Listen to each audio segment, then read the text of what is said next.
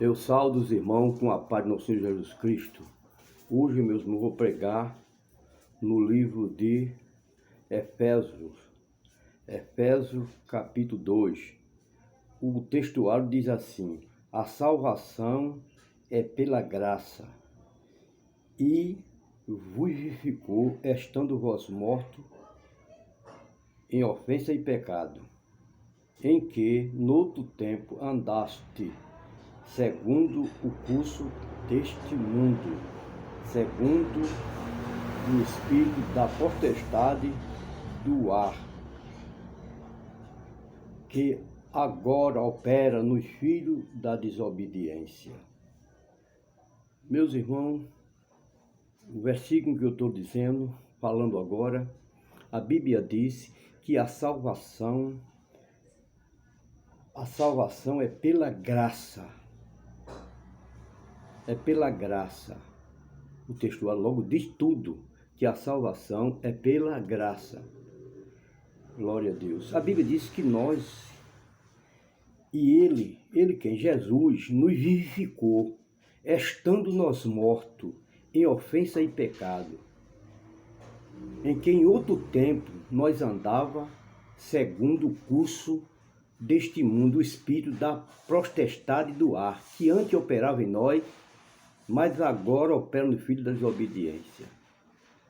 A Bíblia diz que antes operava no filho da desobediência. Eu quero dizer aos irmãos, que muitos irmãos dizem que a gente é salvo porque nós queremos ser salvos.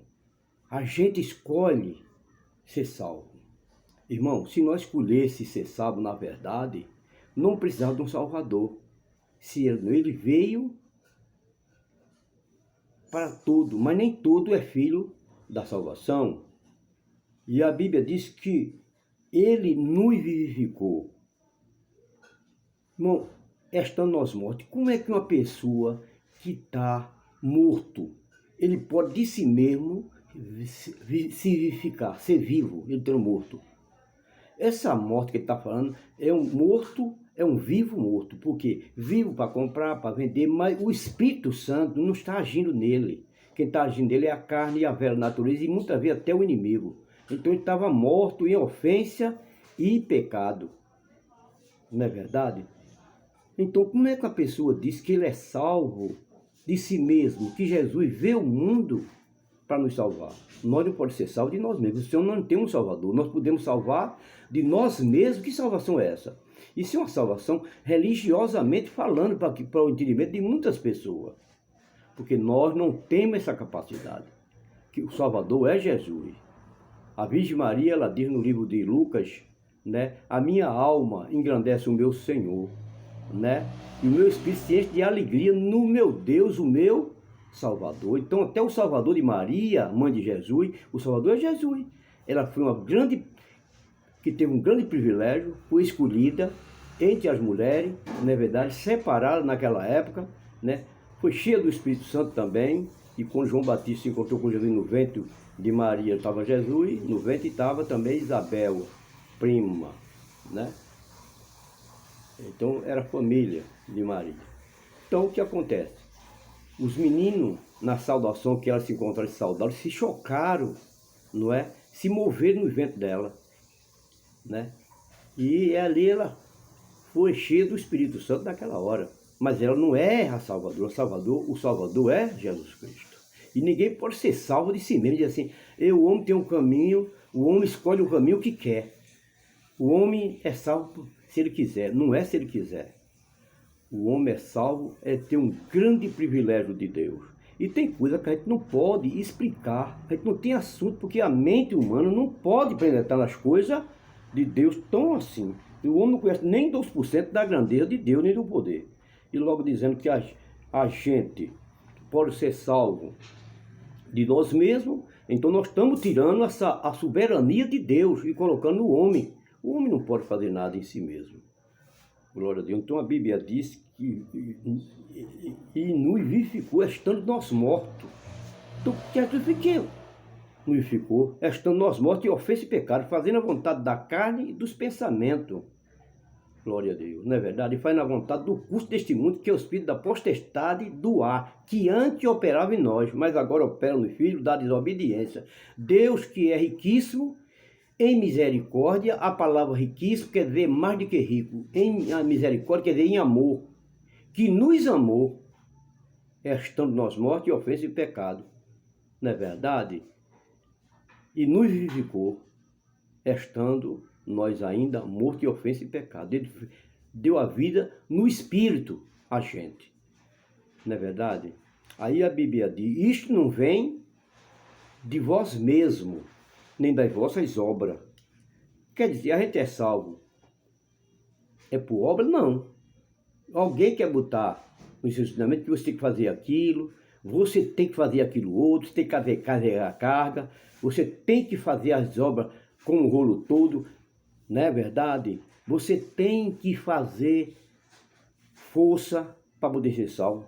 Não é nada disso, não. A Bíblia diz que vós sois salvos mediante a fé. E isto não vem de vós mesmo, não é de nós. Não é porque a gente quer, não. Não vem de vós mesmo, nem das vossas obras, trabalho, carregar pedra para ser salvo, não. Nada disso, não. Não é verdade?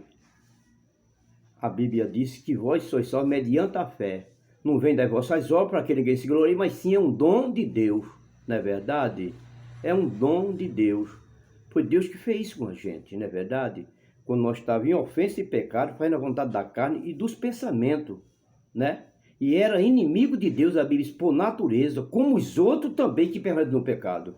Mas o Deus, com seu muito amor, que nos amou, né, nos ressuscitou juntamente com Cristo, quando ele morreu, que ele ressuscitou, está trazendo os mundos dos mortos, para ressuscitar também com ele no Espírito, não é verdade? Então nós passamos um bocado de tempo desativado, como que fosse um vulcão, né? Que desativou e depois foi ativado de novo. Deus nos acordou, despertou a Labachuité através do seu Espírito Santo, a Andarai. Então a pessoa vem dizer que é salvo porque quer. Que história é essa?